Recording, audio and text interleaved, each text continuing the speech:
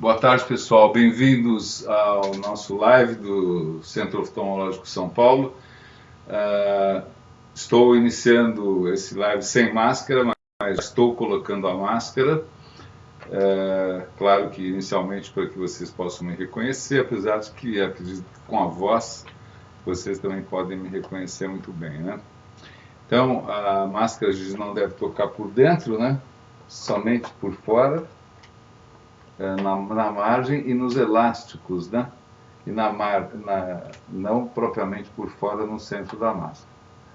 Então, eu estou aqui acompanhado da Michele Fará, que vai nos ajudar a responder perguntas e esclarecer questões sobre o que o Centro Oftalmológico São Paulo e a nossa equipe tem feito para os pacientes e os cuidados que nós estamos tomando nessa época da pandemia do Covid-19. É uma situação bastante preocupante em que nós devemos colaborar com todas as orientações do Ministério da Saúde, do governo federal, do governo estadual, da prefeitura, das autoridades sanitárias, e verificar com bom senso também o que cada um de nós pode fazer para colaborar e manter essa situação com o melhor controle possível. É muito importante que nós nos conscientizemos que devemos sim manter o afastamento social, mas não devemos nos afastar da saúde. Distanciamento social é diferente de distanciamento de saúde. É claro que dentro do processo da saúde nós temos várias questões que devem ser sempre analisadas. Primeiro, os atendimentos de rotina que não requerem uma urgência ou emergência, os atendimentos de controles de situações instáveis, que são aqueles que são importantes de serem observados com relação à evolução, a exames comparativos nos sistemas que permitem uma verificação da estabilidade, piora ou melhora e, portanto, modificação da conduta. Cirurgias de emergência, diferentemente das cirurgias eletivas, e aí eu posso colocar um exemplo como um paciente que tem catarata, que não tem tanta alteração na visão, mas que está incomodado. Isso pode eventualmente esperar, porque não se trata de um procedimento que tenha que ser realizado com a maior rapidez, porque não é prognóstico tempo dependente. Operar uma catarata, em geral, tem o mesmo resultado quando está no começo, no meio ou quando está muito avançada. A não ser em raras situações, quando a catarata pode dar alguns problemas, como veite ou glaucoma, o que é exceção. Normalmente, a cirurgia de catarata pode esperar, mas se um paciente tem catarata muito avançada nos dois olhos, essa é uma situação em que ele está praticamente cego. Então, muda a conduta. Aí, sim, a cirurgia de catarata deve ser realizada para que ele saia desse estado de cegueira, que é reversível. E assim nós poderemos discutir muitas questões que vocês podem colocar. Nós estamos abertos aqui a responder qualquer dúvida que possamos e que esteja dentro do nosso conhecimento. E dizer também que o Centro Oftalmológico São Paulo preza justamente por isso, analisa cada prontuário, cada caso, cada paciente que está em tratamento, verificando a real necessidade do seu exame de controle, do seu tratamento e se ele pode ser adiado sem prejuízo do resultado ou se o adiamento, a postergação do tratamento acarretará em maior risco de piora do resultado, o que então seria indevido. E para esta situação, nós vamos colocar bem claro que é necessário, sim, continuar os exames e os tratamentos para um controle adequado dessa situação, que é prognóstico tempo dependente, ou seja, aí o controle é rígido, o tratamento é rígido. De forma similar, analogamente, nós poderíamos dizer uma quimioterapia, por exemplo, para o tratamento do câncer. Em geral, nós devemos seguir os tempos corretos de tratamento para obter os melhores resultados. Da mesma maneira, isso se aplica para procedimentos de emergência ou de urgência relativa, para a manutenção e preservação da visão, assim como para injeções intravítreas, intraoculares, em que os tratamentos também são muito importantes para que a sua estabilidade ou melhora continue. E o que for ganho já, ou já tiver corrido de benefício, não se perca ao longo do tempo por adiamentos do tratamento. Para isso, nós temos que tomar muito cuidado para, primeiro, não propagar a pandemia, não agravar esta situação com uma vinda inadequada ao centro oftalmológico. Segundo, estabelecer claramente quando deve vir e nos prepararmos com toda a segurança para o recebimento desse paciente e tratá-los adequadamente e também aos colaboradores que estarão atendendo. Aqui, no Centro Oftalmológico de São Paulo, nós temos atualmente um número reduzido de colaboradores em ação, todos com proteção, com a medição da temperatura antes de entrar para o trabalho, distribuídos nos 5 andares da clínica. Os pacientes também são mantidos a uma distância bem grande, a pontualidade está sendo rigorosa, para que o tempo de permanência dos pacientes seja o menor possível.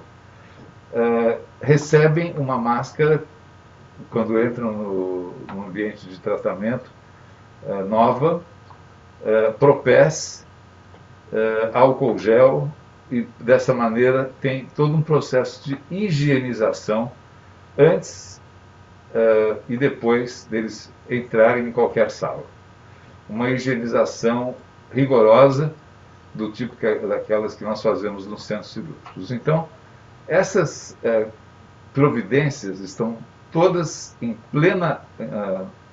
pleno funcionamento, em pleno andamento, e para a sua segurança e também dos nossos colaboradores, médicos, funcionários e todos, enfim, que frequentam a clínica.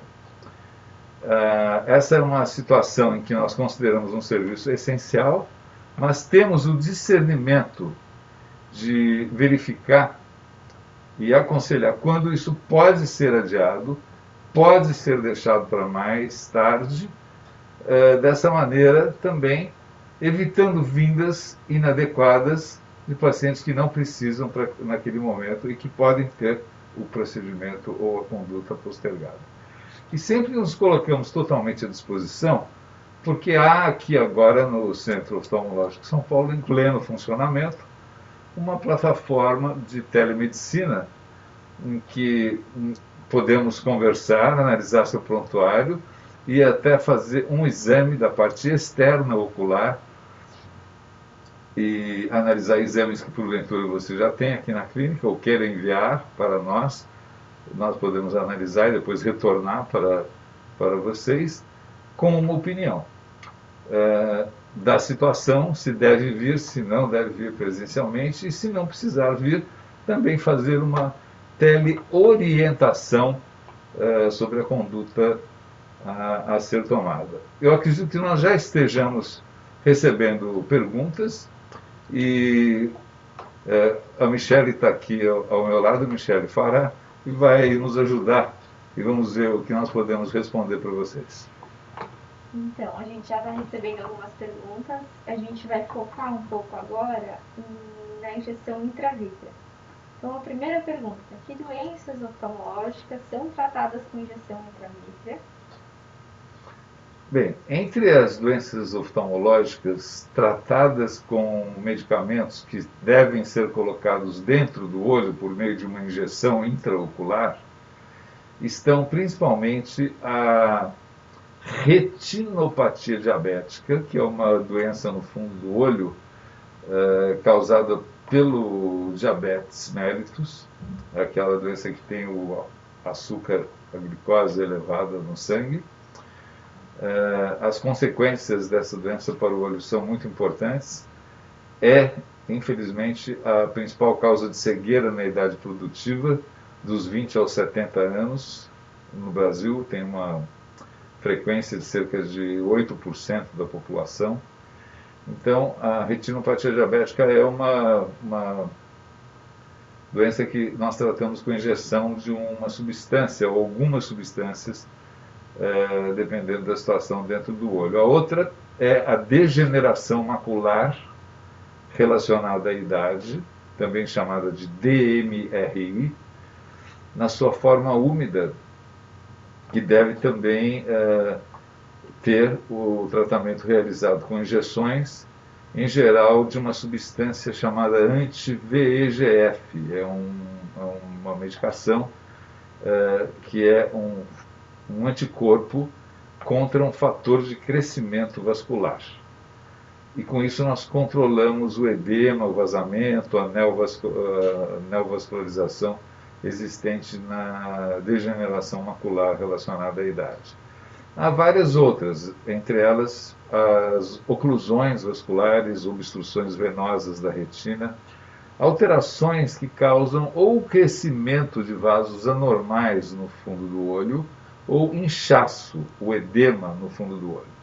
Dessa forma, nós podemos tratar com injeções intravítreas, intraoculares, de diversos tipos de remédios, que são desde os anti-VEGFs, que há vários tipos, cortisonas, também que há várias modalidades, implantes intraoculares de liberação prolongada. Os métodos de tratamento intraoculares são bastante modernos, já com muita evolução, e são métodos que praticamente não incomodam o paciente, tem uma dor mínima, de 0 a 10, sendo 0 nenhuma dor e 10 uma dor máxima. A dor usualmente referida pelos pacientes são do nível 1 ou 2, que é uma dor bem pequena, e o tempo de dor então é menor do que meio segundo. Então é algo que passa muito rápido, e muitos pacientes até nos perguntam assim, já foi, né, como se fosse uma surpresa, que o procedimento mesmo que era pela primeira vez se imaginava que seria mais incômodo, na verdade é bem menos incômodo e bem tolerável. Vamos para a próxima. O tratamento com as injeções, ele é igual em todas as doenças? O intervalo de aplicação de medicamento é igual? O que difere? E o que o médico analisa? E que exames que ele precisa para essa avaliação? Então, cada doença tem um protocolo diferente. Depende do estádio da doença e de contraindicações, eventualmente, que algum paciente possa ter. Um paciente, por exemplo, que tem glaucoma, não deve ser tratado com injeção intravítrea, de uma forma geral, que tenha cortisona, porque isso pode elevar mais a pressão intraocular e agravar o glaucoma. Então, nesta situação, é em geral preferível utilizar uma outra medicação, como o anti-VEGF. E aí nós temos vários tipos, né, que são desde o ranibizumab, o aflibercept, o bevacizumab. Aí cabe uma escolha, dependendo do caso, de vários critérios clínicos. Se o paciente, por exemplo, tem um pouco de catarata, também deve-se, em geral, evitar o uso da cortisona intraocular, porque a cortisona também aumenta o risco da catarata. E aí essa é uma situação também que tem que ser analisada caso a caso, porque às vezes, apesar da cortisona aumentar o risco da catarata, vai ser indicada por ser o melhor tratamento, e depois se opera a catarata e resolve-se o problema dessa forma, com uma boa solução. Nos casos de degeneração macular relacionada à idade, os medicamentos utilizados em geral são anti-VEGF. No caso da diabetes, pode ser usado anti-VEGF e cortisona. No caso das oclusões venosas, podem ser utilizados anti-VEGF e cortisona. E aí há vários tipos de anti-VEGF e vários tipos de cortisona. Os intervalos, que foi a outra questão, entre as aplicações, varia bastante. Em geral, os intervalos devem ser mensais no começo do tratamento, até se obter a maior estabilidade, ou seja, até obter uma melhora anatômica máxima possível. A melhora anatômica, ou seja, dos exames, do aspecto da retina, em geral precede a melhora funcional, ou seja, precede a melhora da visão. Depois que nós obtivermos a maior melhora anatômica, nós podemos e devemos aumentar o intervalo entre as aplicações, e para isso há várias maneiras. Existem dois regimes de tratamento. Um fixo, que é de aplicações a cada mês ou cada 2 meses, sempre. E outros que são individualizados, que exigem que ou o paciente venha todo mês para verificar se ele precisa ou não tratar, e esta é uma forma reativa de tratamento, ou seja, nós esperamos que depois da estabilidade o paciente não piore de novo, mas estaremos vigilantes. Caso ocorra uma piora, ele será tratado. Por isso o tratamento nessa forma é chamado reativo. Existe até uma sigla que vem do latim pró-renata, que significa quando necessário, mas aí é um tratamento que é reativo à piora. O paciente piora e aí nós tratamos. Não é a forma que nós preferimos tratar o paciente com intervalos progressivamente maiores à medida que ele já alcança uma estabilidade, e aumentamos o seu tempo entre as aplicações progressivamente, como se nós fizéssemos um desmame, para que ele passe a depender menos da medicação para ficar bom. É um tratamento proativo e não reativo nesse caso, preventivo proativo. Nós tratamos logo antes de um provável risco de piora, aumentando esses intervalos e verificando. Caso ocorra alguma piora com esses aumentos de intervalo progressivos, voltamos ao intervalo anterior, apertamos mais o rigor do tratamento até podermos novamente distender os intervalos entre as aplicações, para que possamos deixar o paciente progressivamente vindo com menor frequência à clínica, e com isso diminuindo também a carga que isso impõe ao paciente, à sua família, porque em geral vem acompanhado, e há todo um processo que nós sabemos que existe para marcação, trazer, levar o paciente. Então tudo isso diminui com essa forma de tratamento que nós chamamos de tratar e estender. Tratar e estender os intervalos entre as aplicações. Esses são os métodos que são utilizados e as nossas preferências aqui no Centro Oftalmológico São Paulo. A gente está recebendo algumas outras perguntas, a Juliana, o Vicente, a gente vai responder mais para o final, tá bom? Vamos continuar por aqui. Como que a gente... A próxima pergunta. O que muda no tratamento na pandemia agora?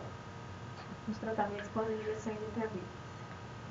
O que muda nos tratamentos nesta fase da pandemia é o rigor no processo. Ou seja, é adicionado um rigor que não é propriamente relacionado ao tratamento, mas relacionado à pandemia.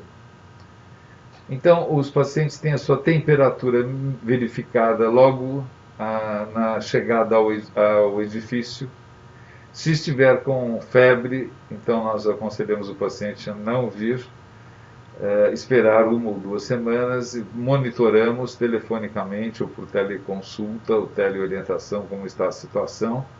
E aí então marcamos, dependendo das análises, se ele fizer exames e testar positivo, será uma conduta, se testar negativo, outra conduta. Então isso a mudança está basicamente relacionada propriamente às orientações da própria pandemia. Também os cuidados, né, de antisepsia, higienização das salas antes e depois, e também uma análise criteriosa dos casos. Nós estamos verificando que aproximadamente de 100 pacientes, de cada 100 pacientes, né, cerca de 80 a 90 de fato necessitam seguir o protocolo à risca. Quando o paciente já está num processo de desmame tardio, vamos dizer, fazendo tratamento a cada 3 ou 4 meses, mantendo uma certa estabilidade, esta é uma situação que pode, claro, ao conversarmos com os pacientes, vamos verificar, a situação está estável, a visão não está piorando, está tudo bem. Então, nesta situação, nós podemos adiar para mais uma conversa para daqui a 1 mês. E estamos nos colocando à disposição para conversar e fazer uma consulta por esse sistema de telemedicina, para verificar se nós temos que adiantar ou não o tratamento. Mas esta situação também está sendo analisada, e essa é uma mudança, porque alguns pacientes que têm tratamento crônico, já com intervalos prolongados e situação mais estável, esses podem adiar as próximas aplicações, e nós estamos verificando cada caso a caso e verificando e acompanhando, monitorando esses pacientes mensalmente para verificar se mantemos ou não essa conduta na dependência da evolução. Porque caso note alguma piora ou dúvida, nós teremos que ver, porque nós não podemos permitir que ele tenha novamente uma recaída ou uma diminuição da visão diante de um processo que muitas vezes foi muito penoso, duro, para se conseguir um resultado estável para a visão. Porque uma das coisas mais importantes, convenhamos, é poder enxergar bem. E muitos desses pacientes são idosos, e a visão do idoso é fundamental para a sua autossuficiência, independência, diminuição de acidentes domésticos, autoestima, diminui o risco de depressão, e tem muitos efeitos positivos que tem também que serem cuidados, porque esses efeitos positivos também têm outros reflexos que melhoram o estado físico e mental do paciente, melhorando, portanto, a sua saúde e a própria imunidade. A teleorientação, ela pode ser usada para avaliar essas dúvidas, para verificar se o paciente pode adiar uma injeção? E também tem uma outra pergunta aqui: o que pode acontecer com esse adiamento? O que os pacientes podem esperar com isso se eles não quiserem fazer uma injeção, por exemplo, agora esse mês? Então, os pacientes que estão sendo tratados com os seus períodos pré-estabelecidos, em geral, devem seguir essa orientação e vir para o tratamento. Só não devem vir se apresentarem algum outro problema de saúde que os impeça ou coloque em risco a sua própria saúde, ou de quem esteja com ele, ou dos colaboradores da clínica, ou enfim, em todo o percurso que ele tiver que fazer da sua casa até a clínica. Porque as datas dos tratamentos são determinados por protocolos que foram rigidamente estabelecidos com base em estudos ensaios clínicos randomizados,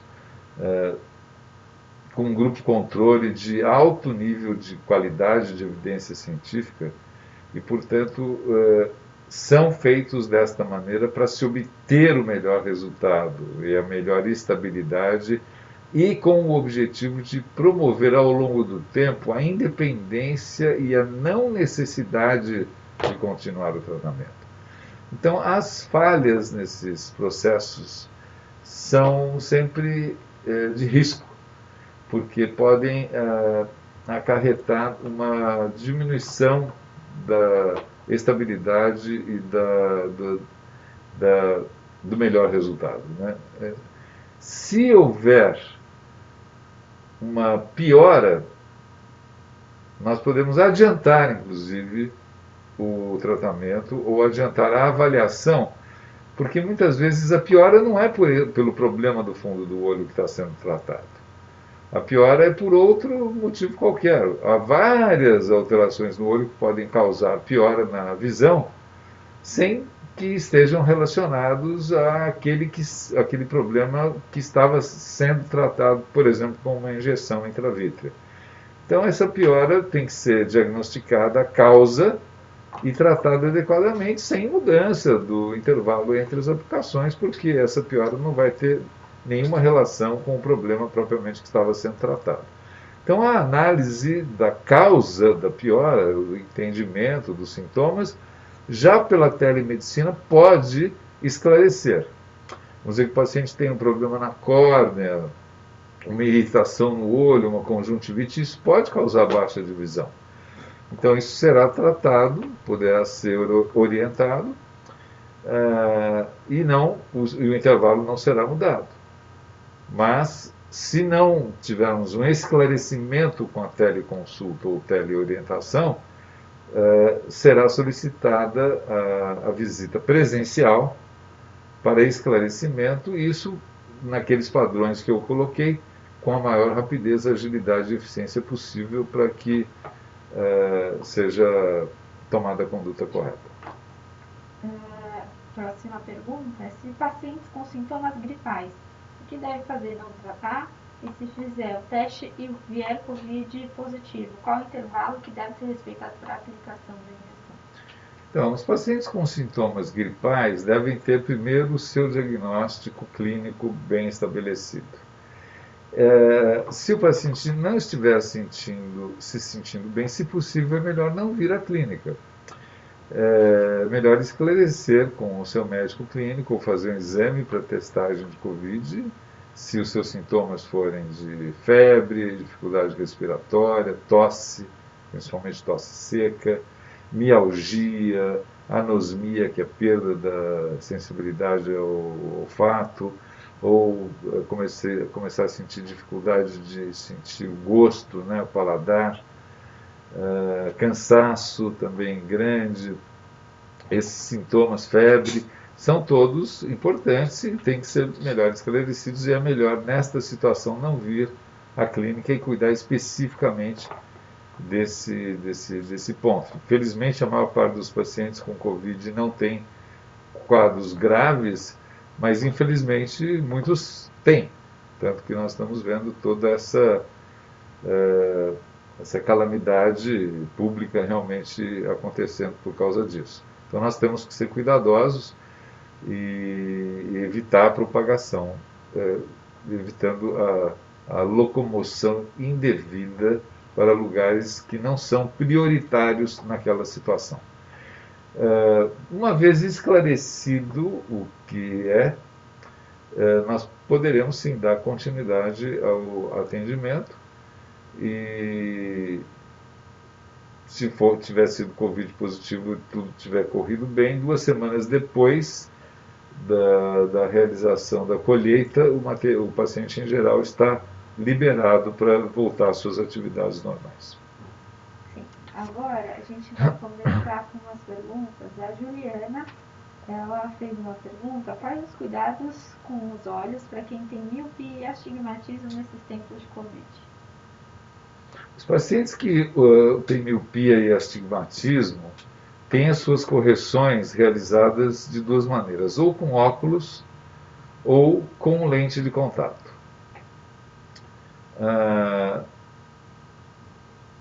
Nesta situação de óculos, usando óculos normal, pode usar normalmente. Quando o paciente é usuário de lente de contato, eu volto a pergunta para você, doutora Michele, para você responder o que você acha nessa situação. Para pacientes usuários de lente de contato, o que a gente recomenda agora, nessa fase, existem poucos estudos relatando a transmissão pela lágrima, mas a gente orienta que é melhor o uso de lente de descarte diário e, se possível, usar o óculos. Se você tem uma correção que está desatualizada e está com baixa de visão, é recomendado refazer a sua graduação. Mas se você está bem com o seu óculos, ele pode ser mantido. Então, o uso de lente de contato descartável de uso diário se torna importante nessa hora, né? Ou então voltar para o óculos, porque nessa fase, a não ser em situações excepcionais, por exemplo, numa miopia muito elevada, em que o paciente não tem óculos, o óculos está quebrado e perdeu a lente de contato, em situações excepcionais, daí nós vamos ter que ver, porque um paciente automíope sem lente de contato e sem óculos é praticamente um paciente cego, né? Então essa é uma situação que nós temos que realmente aí, excepcionalmente atender e resolver a questão também do grau. Sim. Mais um paciente, José Rodolfo, pergunta: qual o intervalo mínimo e máximo que podemos ter com tratamento com anti-VEGF? José Rodolfo, os intervalos mínimos são de 15 dias. Alguns pacientes fazem intervalos de 15 dias quando os tratamentos mensais não estão surtindo o efeito necessário. Quando, em geral, surgem, né, os efeitos necessários e adequados com intervalos de um mês. Mas quando nós tratamos e percebemos uma falta de resposta adequada com intervalos de um mês, nós devemos fazer com que o paciente volte antes para análise, para exames. E geralmente nós pedimos para o paciente voltar em 15 dias, para verificar se o efeito do tratamento está ocorrendo, mas está ocorrendo com curta duração. Alguns pacientes, no início do tratamento, têm essa peculiaridade. E aí, nessa situação, nós fazemos os tratamentos a cada 15 dias, para logo que estabilizar, já aumentar o intervalo para um mês e assim por dar sequência no treat and extend, no tratar e estender, no aumento progressivo dos intervalos. E os últimos estudos com as diversos tipos de medicações de anti-VEGF e mesmo implantes biodegradáveis de cortisona intravítrea que são aplicados, mostram que nós podemos ficar até 4 meses sem tratar os pacientes, aumentando os intervalos progressivamente. Após fazer alguns tratamentos com intervalos de 4 meses sem notarmos recidiva, nós podemos suspender o tratamento e verificar, aí com controle rigoroso, se vai ter alguma recidiva ou tendência de repiora. Se tiver, nós vamos ter que manter o paciente sob tratamento de controle para que ele não apresente piora e mantenha aqueles melhores resultados obtidos até então. Então pode ir de 15 dias até 4 meses. Ótimo. Agora mais 2 comentários. O paciente Vicente: nosso setor de agendamento cirúrgico vai entrar em contato com você para esclarecer um pouquinho mais e conseguir marcar sua injeção, tá bom? E a paciente Daisy, sua paciente, informou que está nesse tratamento de injeção e confiando em 100% nas suas condutas. Muito obrigado, Daisy. Um abraço forte para você. E a confiança que você tem na clínica nos deixa bastante honrados e é um estímulo para que a gente possa procurar melhorar cada vez mais, para fazer com que aqui seja um porto seguro para que você possa se tratar e contar em todos os aspectos. Muito obrigado. Ana Paula somente agradeceu os esclarecimentos pelo vídeo. E acho que é isso. Sem mais perguntas, podemos fazer o encerramento. Muito bem, pessoal. Eu agradeço então a participação de vocês, as perguntas enviadas. Prometemos várias lives aqui durante a próxima semana e a outra, vamos comunicá-los. Preparem suas perguntas e nós estaremos totalmente à disposição para ajudar, esclarecer e o que não soubermos, estudarmos para esclarecer assim que possível para que vocês possam também ir aprendendo conosco como lidar melhor com a pandemia do coronavírus e os tratamentos e as condutas a serem tomadas. Muito obrigado, aquele forte abraço para vocês e muito obrigado pelo carinho e atenção. E contem sempre conosco aqui no Centro Oftalmológico São Paulo. Agradeço aqui a minha colaboradora Michele Fará, que também nos ajudou com as perguntas e com as respostas, e a toda a equipe aqui de mascarados distantes que estão nos ajudando aqui nesse processo. Então, boa tarde e bom fim de semana a todos. Obrigada.